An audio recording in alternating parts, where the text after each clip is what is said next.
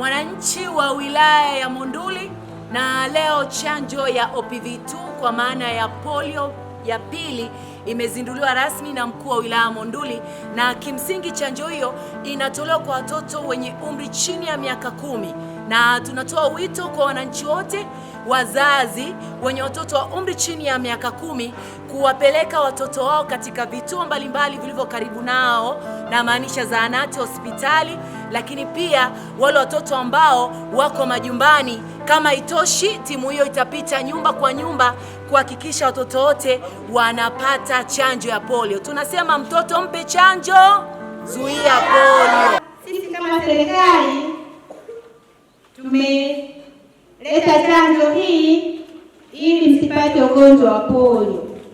Ikitokea mtu hajapata chanjo ya ugonjwa huu, anaweza akaja kuwa mlemavu au kupoteza maisha kabisa. Hivyo mtu akipoteza maisha au akipata ulemavu hawezi kufikia ndoto zake, si ndio jamani?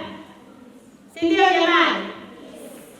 Lakini chanjo hii ni salama, na chanjo hii tutaitoa kwa wanafunzi ambao wana umri chini ya miaka 10. Chini ya miaka mingapi jamani? 10. Chini ya miaka mingapi jamani?